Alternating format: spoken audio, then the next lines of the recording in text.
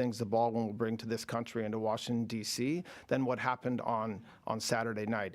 You guys, many of you all were there. That's one of the only places in D.C. that you can hold an event like that due to its size and the structure of what we need. So we're basically stuck at this point in the city with having an event like that at a hotel, so underneath a ton of hotel rooms.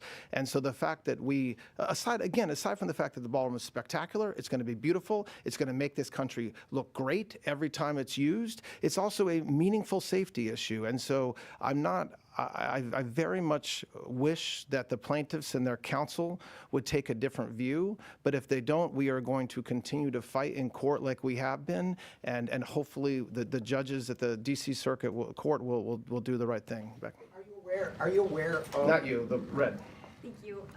Are you investigating connections that Cole Allen allegedly had to left-wing groups? I think one is called the Wide Awakes, reportedly. Yes. Of course we're investigating that. Now you. Are you aware of his video game development past, including a potential shooter-style RPG game? I've seen the news reports that talk about that. I think that the positive and negatives of this type of case is that there's a lot of people investigating this man right now, including the FBI. But the only investigations that truly matter in the court of law are the ones that Director Patel and his men and women are doing. So we'll wait for them to do that and get an answer. Just really quick, what do you know anything about his alleged Christian faith past? Because he said something about it in the manifesto. I have read reports in the news, and I've read reports that say various things regarding his views of Christianity, his views in the past of Christianity, and I'm certainly not going to speak to news reports. I will wait, as I hope all of you would, for the investigation to continue until we actually have answers. Yeah. Just a little technical question. You mentioned that you guys, so far, you think that Allen fired at least one shot.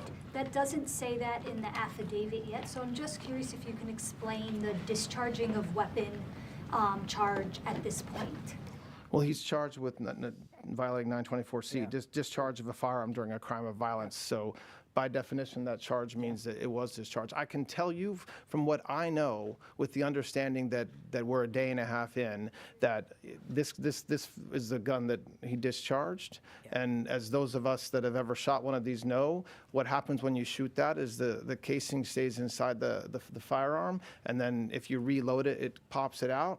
My understanding is that it was inside the firearm, but hadn't been ejected, which means that it hadn't been pulled back again. But again, I want folks to understand I'm the acting attorney